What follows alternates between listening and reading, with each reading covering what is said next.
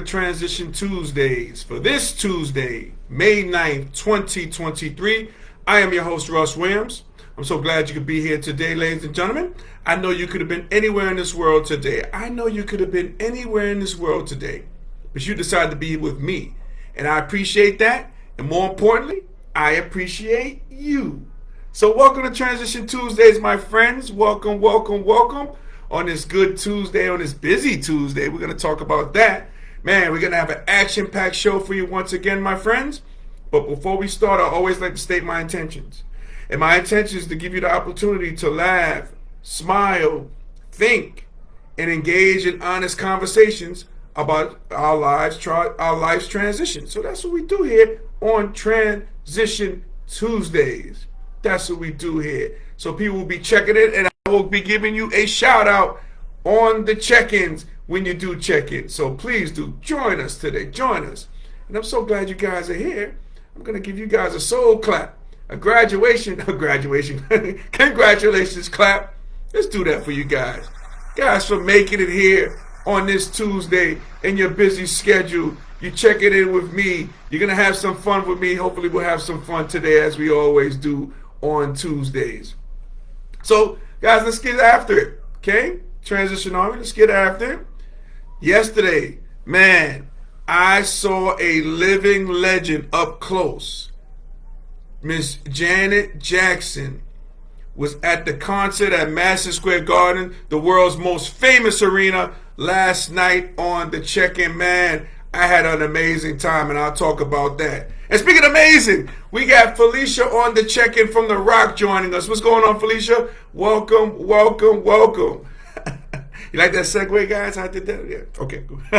So, Janet Jackson. Man, this is one of the true living icons that we have in the music industry. Janet Jackson. And I tell you, I just heard today that Janet Jackson is 56 years old. You wouldn't know it. Janet Jackson was singing all her classics. I think she's doing a couple of new songs too. I think she has some new songs out too. Never missed any steps. You know, she got her Rhythm Nation on. She was just doing her thing, man. Didn't miss any steps. Was on time with the songs, singing, dancing, moving. At 56 years old, man, I would have just hoped to be so active as she was. She really brought the house down, man, and everybody came out for Miss Jackson. Tell you, all types, man, males, females, transgender, gay, straight, LGBTQ community, all plus, came out. These people came out for Miss Janet Jackson, man. All these years, there were a lot. You know what I was really, man, amazed about?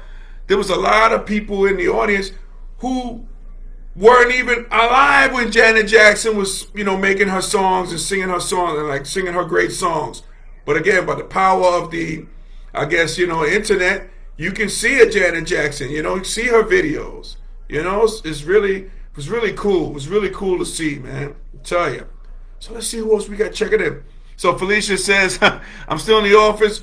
Hashtag women who work. That is you, Felicia. No doubt about it. I'm glad you stuck around and checking us out too. Also on the check-in, we got Susan on the check-in. What's going on, Susan? Welcome to Transition Tuesdays as you guys are working. We also got Deborah on the check-in. Welcome to Transition Tuesdays, ladies. Welcome. Oh, man. So, again, Janet Jackson, man, was off the hook. And I got to shout out my guy, Mr. Ken Boyer, my former teammate at Manhattan College. Man, my brother from another mother. He's another one, man. Shout out to Ken Boyer and the Boyer family for having me witness this greatness that Janet Jackson possessed yesterday. And before Janet Jackson got on, I gotta mention this also. The opening act was Ludacris.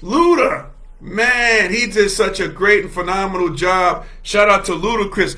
I learned that his first song was 2020, 2000. That was his first album. Man, I can't believe it. This guy stood the test of time. From acting, does a great job acting. He owns all these. I think he owns an island too. This guy's very successful. He rocked the house, man, for the little time that he had.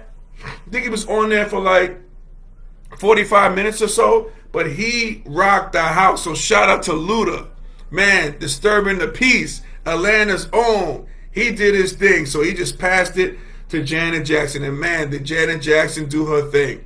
Played all her great hits.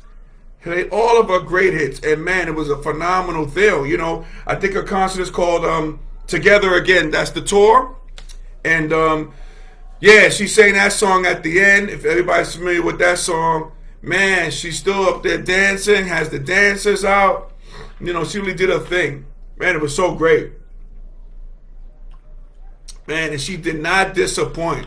And one thing about MSG and the Guard, man, you come on when you're supposed to come on and you get off at a certain time. So if everybody's done at 10:45, the lights are done 10:44. You know, they don't play that, man, with that curfew type of deal. I guess it might tie into people's money if you go over, you know, so they don't play that.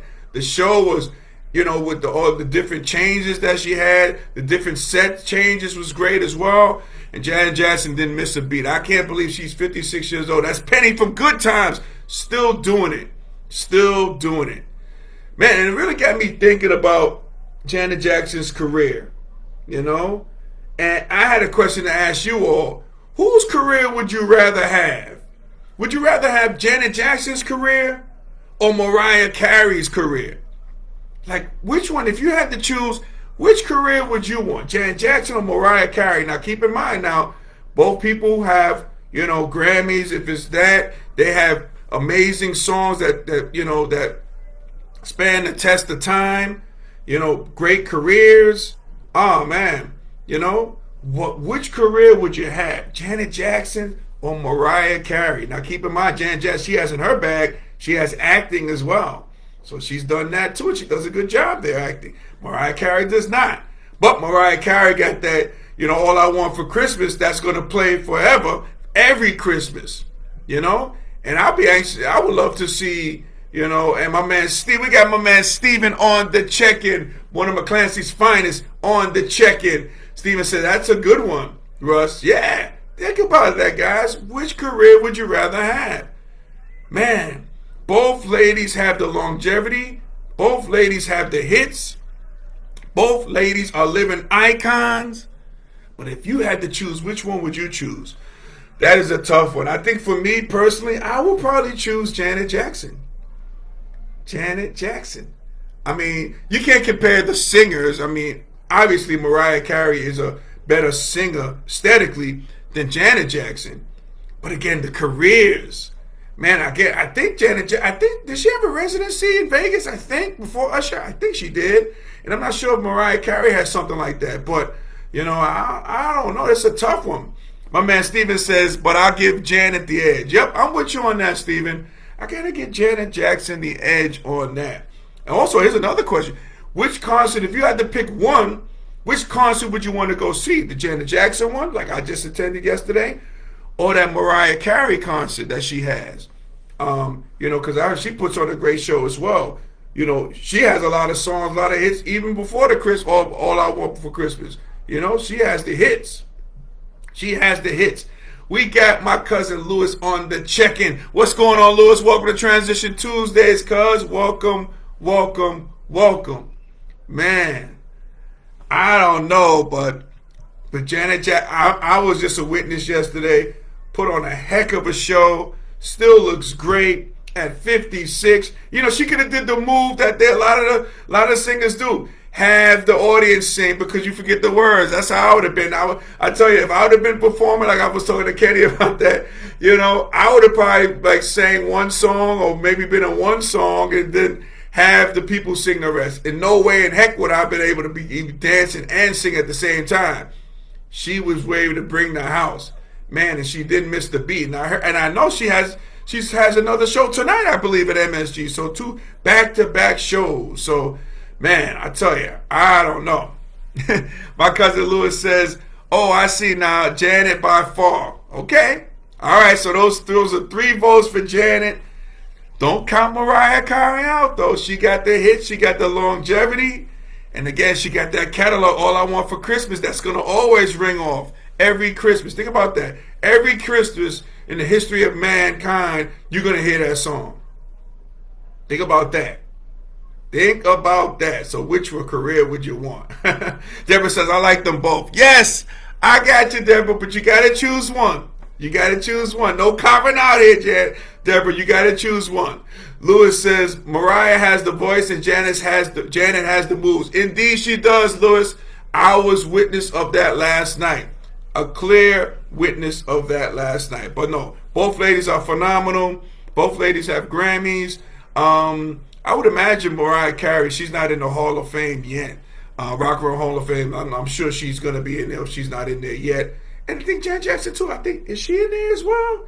I'm not sure. But, man, would you like to see, here's a thing, Versus, because I see Versus is coming back. Would you like to see a Versus between Janet Jackson and Mariah Carey? Would you like to see a tour of Janet Jackson and Mariah Carey?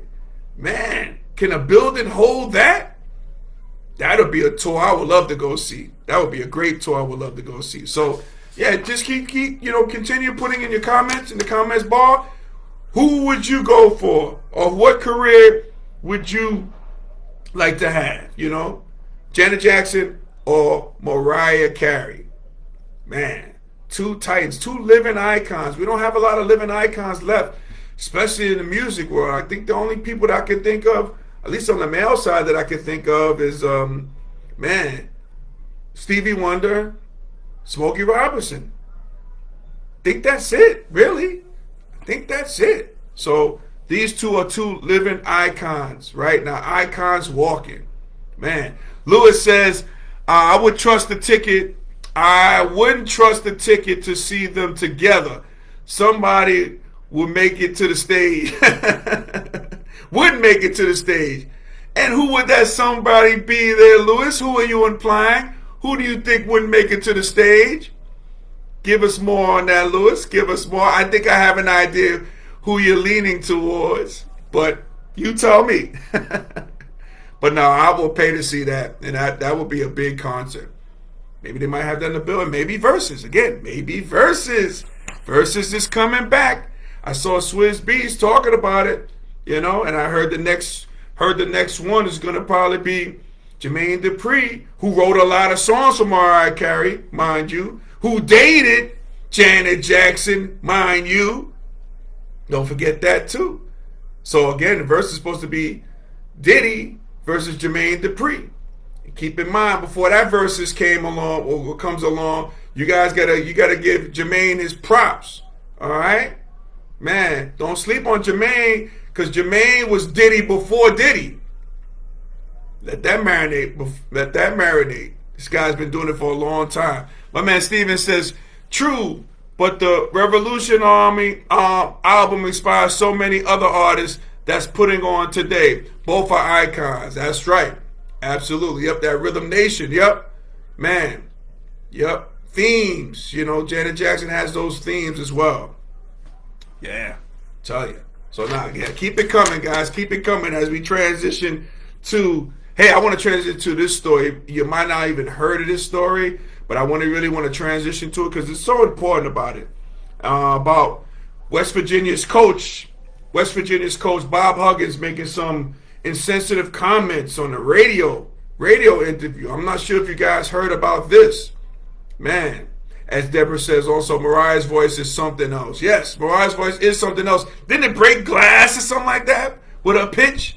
Yeah, that's something else, man. Yep, there's no disputing Mariah Carey's singing ability if you're going to compare it to Janet Jackson's. No comparison on that, but My man Lewis says, did she perform any songs from Dream Street?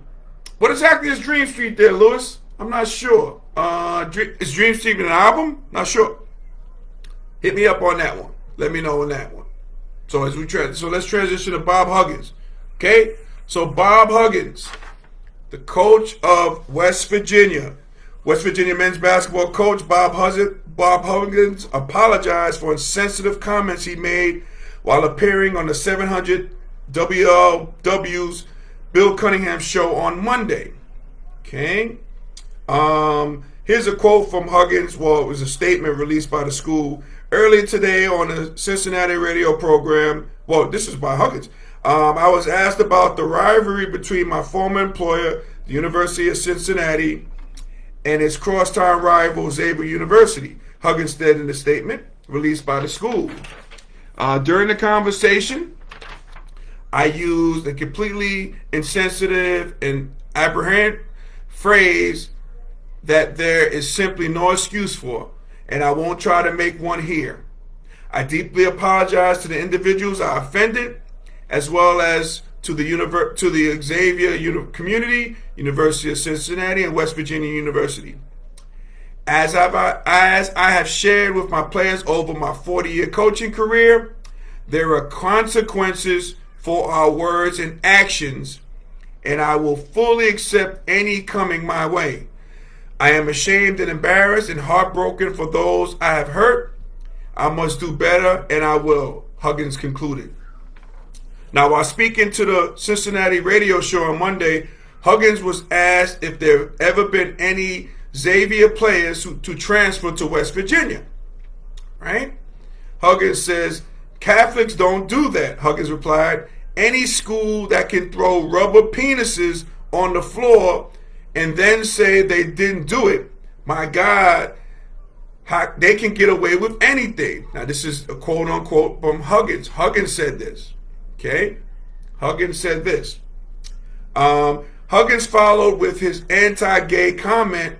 Now, and I say quote, and I'm going to bleep out the word that he said, but he says, what it was all those F's, those Catholic F's, I think. They were envious they didn't have one, talking about the penises. The plastic penises that were thrown, the rubber penises that were thrown on the floor. West Virginia released a statement to address the anti-gay slur made by Huggins. Hold on one second, see if anybody else coming. Made by Huggins, adding that they will review the situation. So again, Coach Huggins, he apologized about the incident. Again, like they said, they're going to have an investigation. Well, my question is, should Huggins be fired? Should Huggins be fired in this climate in which we are in now?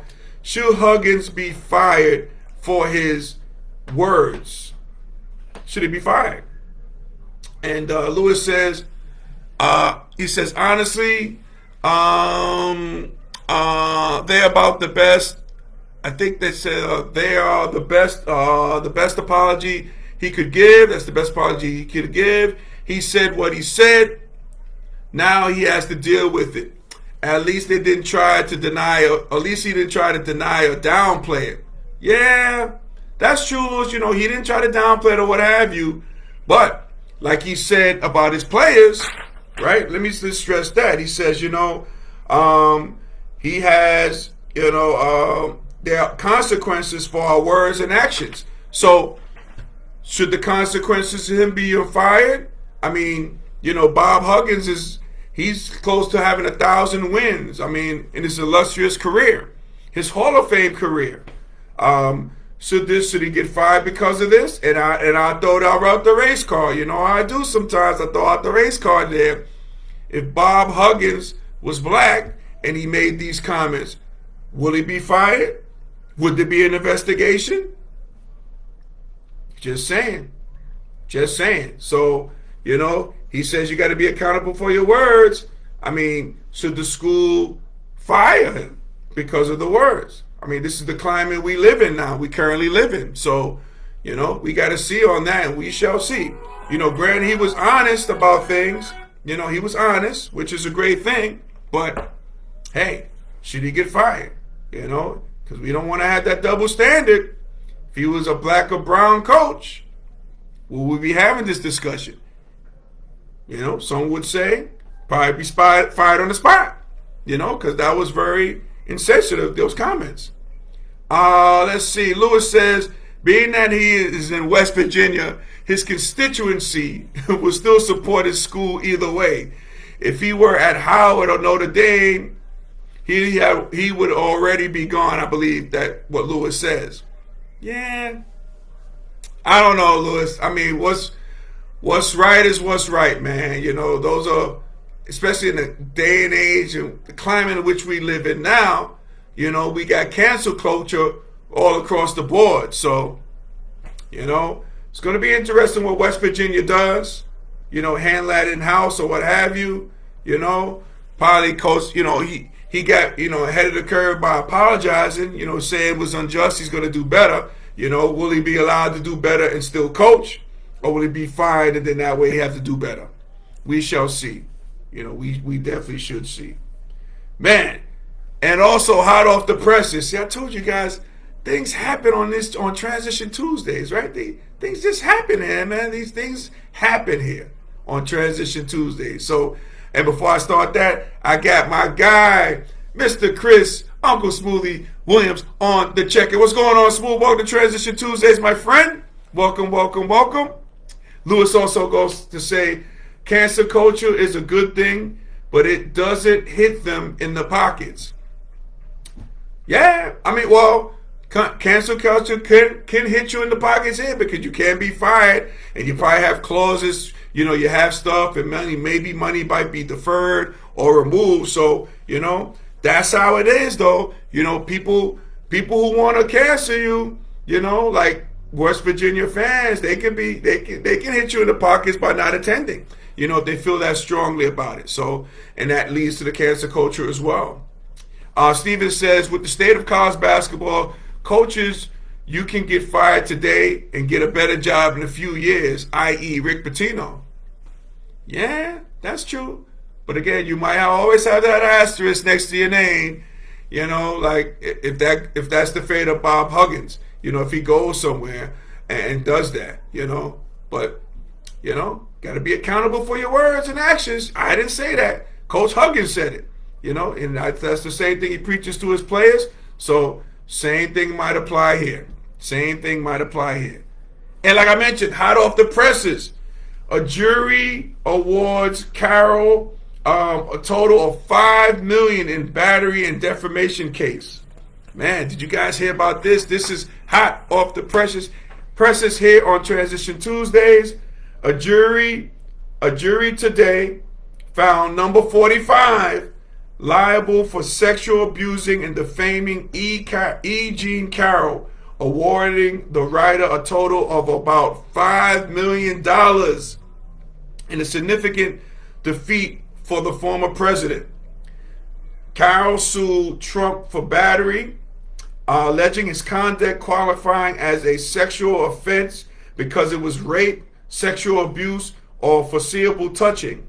While the jury did not find that she had proven rape, they did find she proved number 45 committed sexual abuse, allowing her to receive damages for her battery claim. So $5 million number 45 has to pay. I tell you, Lewis says, I believe it when she cashes the check. You better hope that check don't bounce. And also Lewis says, 45 is a slick one. You mean slick and sick? I don't know, but I'll go with the slick one, all right? Yeah, I mean, it's crazy, man. But again, it's what you say out here. If you guys didn't get a chance to see the defamation, you know, he was looked like in studio, and the lady doing the questioning, you know, she you know, showed a picture of a lady that looked very similar to his former wife, Marla Maples. And here's number 45. He goes as far as saying, listen, you know, this lady who's suing me wasn't my type. And then he goes on to say, and you, the lady who was questioning him in the little room, said, and you're not my type either. Wow, that's crazy. And him getting wrong in the picture, they showed him a picture of the lady that looked like his ex, you know, his former wife, Marla Maples, and he claimed that was Marla Maples, whereas it was this lady, E. Jean Carroll, back then. And I thought he was going to throw my guy, John Johnson, who I loved on the Channel 7 News. I thought he was going to throw John Johnson under the bus. I was glad that didn't happen, because John Johnson is a staple here in the New York community, man, for broadcasting. But absolute staple. Thought he's gonna throw him under the bus.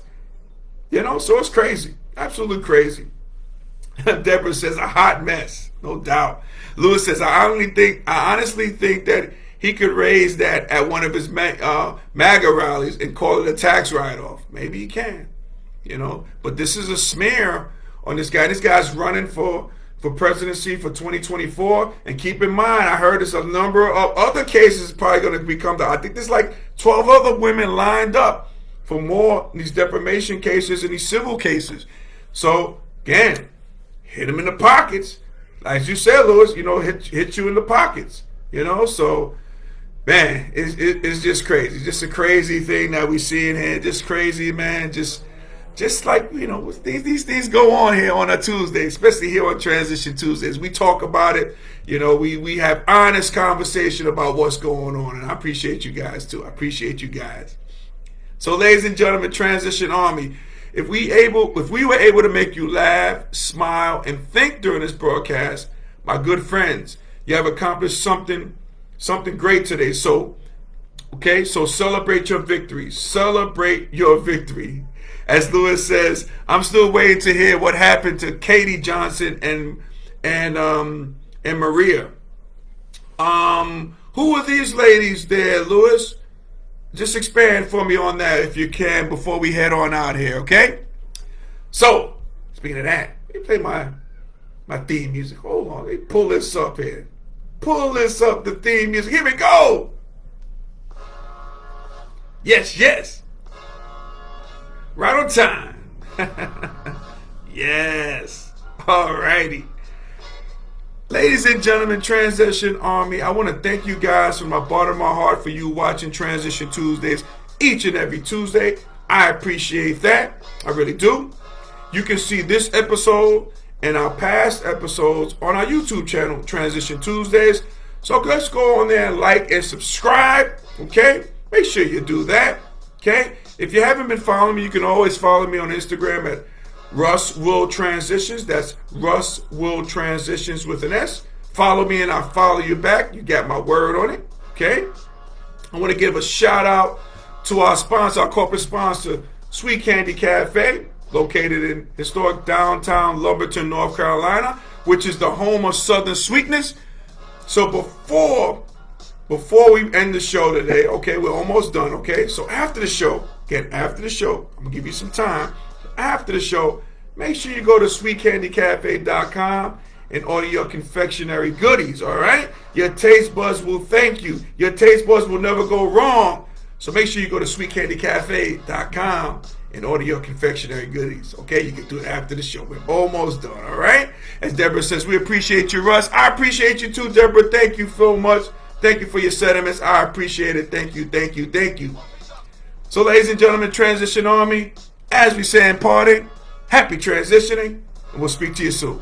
Take care, everybody. God bless.